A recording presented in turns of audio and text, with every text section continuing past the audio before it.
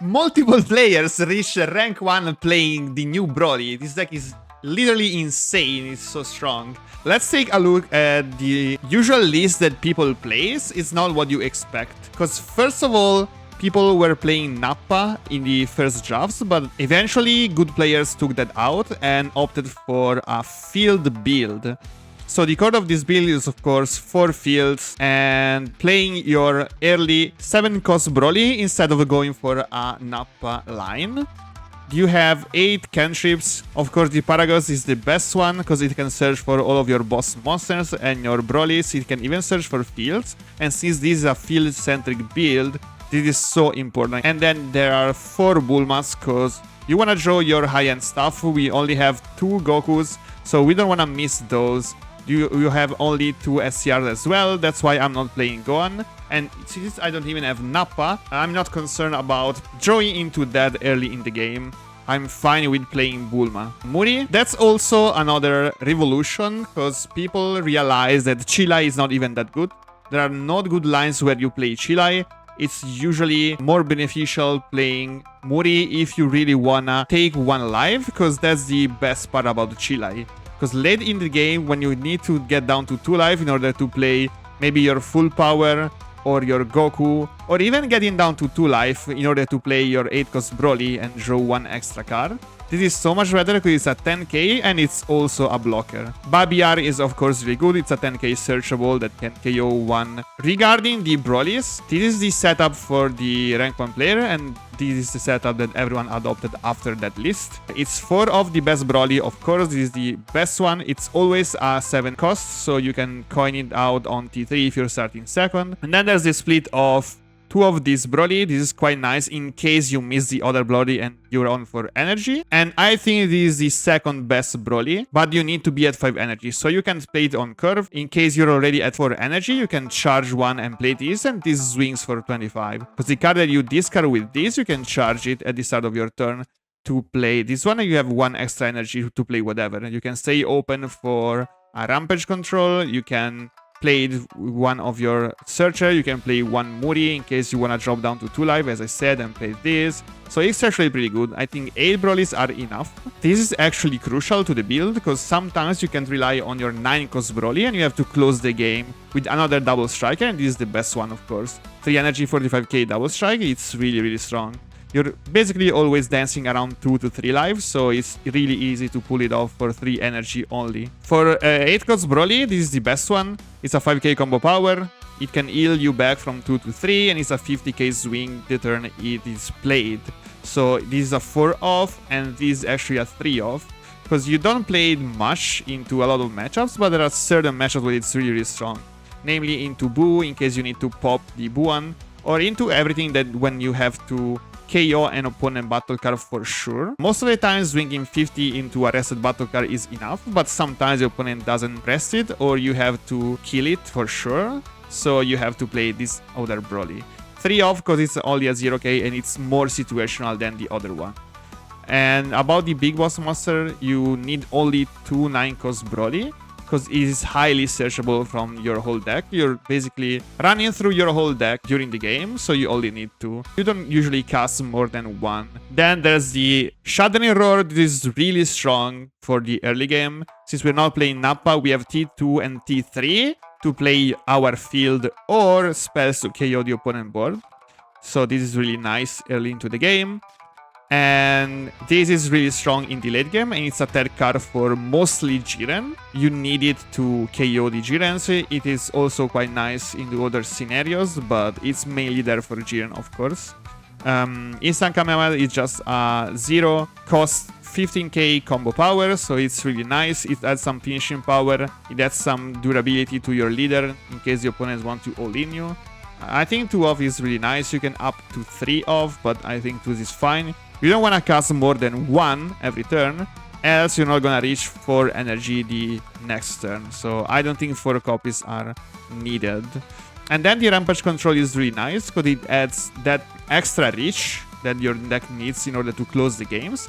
And it can also be used on defense, especially if you start second, you always have the coin available for this spell. So it's really, really nice. I like the 2 off. As I said, I don't need many copies of those cards because all can be searched. I'm gonna draw tons of cards through the whole game, so I think I'm fine with this split. But let's see some gameplay. Okay, I'ma show you a game into a master rank player that is on Jiren. Leave a like, subscribe. So this matchup is quite tricky, but you'll see why full power is really strong in this deck. I'm a hard mulligan for that, so luckily I got it on my first end. But if I didn't, I'm gonna draw tons of cards and find it anyways, as long as it's not in my last 2 cards of my deck. So I'll start with Bulma, and then pass turn, take 1 life. The opponent charge a double strike, swing to my face. Most of the time you don't wanna defend your opponent's swings because you wanna fast awaken, see tons of cards, set up a field on T2. So I'm fine with taking every hit. I'ma charge the Searcher, swing for 15, play field, and then pass turn. Now I have a lot of fields, but it doesn't matter because we can always charge those, all filter those, thanks to our leader effect. So I'm fine with that. The opponent plays it, I'ma charge a field, I'ma swing, and then awaken. This is such a good move you always wanna do when you are not gonna use the leader effect the turns you awaken. Because if you awaken first and then swing, you're not gonna draw from the leader effect and you wasted a draw. So you always swing, awaken, draw 2 cards, and then activate the leader effect to draw the 3rd card of the turn. So keep that in mind when you're playing the lead. I'm using this spell, killing that, then leader effect, draw, discard, play Ba, KO the Whis as well. This is not really needed, but I just wanted to clear the old board, so I played it.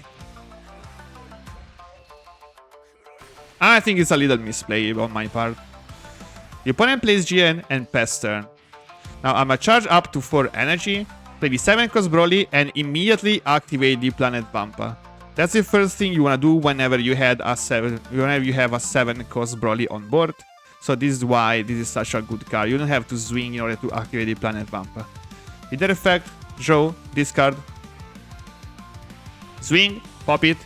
I don't wanna swing with the 7 cost as well because I don't wanna awaken the opponent. I just wanna stack the board with my 8 cost BROLYs. I don't wanna let the opponent awaken because he can activate the Jiren to awaken faster. Like, look at this. He activates it, take 1 damage, and take another damage from my swing. So if I attacked with my 30k, he would have been at 3 life. Now he plays Gohan, swing to awaken anyways, so you wanna start capitalizing on his Jiren. I'ma take it. I don't care. He's gonna swing again. 25k. And now he's gonna swing for 30 again with the Jiren for sure. So I'ma block this and I'ma take the 30k from Jiren. Now I'm down at 2 lives, but that is exactly where I'm fine being at. Because I can heal back up with my 8 cost BROLY or 9 cost BROLY. I don't have a secret right now, unfortunately, so I can't play that. But I'ma activate the Planet Vampa, play Paragas, look for a secret, and now I'ma swing into Jiren. Because if it doesn't block it, I can play my secret and kill it. Because this only survives 1 KO per turn, so if it doesn't block this, I'ma play secret and kill it. So he has to block the Jiren. That's why he activates it right now. And of course he blocks it. He uses a super combo and a 5k. I'm playing another Paragas. Leader effect. Instant Kamehamehas. Because I need to get down to 4 energy before using my leader effect. So I have to use an instant on my Paragas. And he let it die. Full power.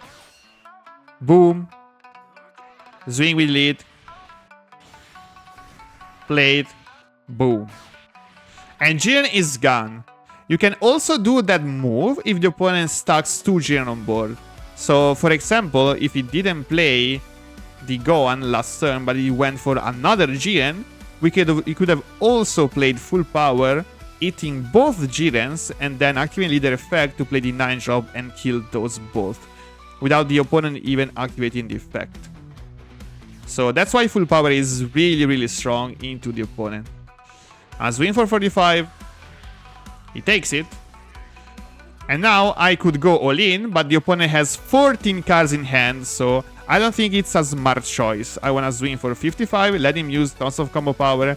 I still can win next turn, so I'm not in a rush to close the game.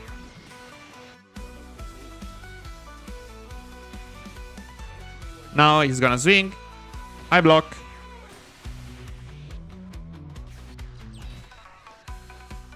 Plays a cantrip. 3 cost Vegeta. Margarita. And he tries to trade my BROLY, but this is not really good. I can easily block it. Now he's immune to KO, so he wanted to go for that play in order not to let me kill it, because I can deal with Jiren, I can't deal with Vegeta. So I guess he's trying to play around my double strike, but it doesn't matter, because I can still swing hard into his face without a care about the Vegeta. So I'm going in for 45. He takes it. 55. He has to block it. 20 with lead. Play a 50k. I'll make it 25. 35. He has to block it. And then the 50 seals the deal. 55 as a finisher. Can only blocks up to 50k. Yeah, so this is game. Okay, let me know what you think about this deck in the comments below, guys. If you love the video, remember to leave a like, subscribe, and follow me on twitch.tv/iceloomkr as well. I stream every day there as well. So I'ma see you next time.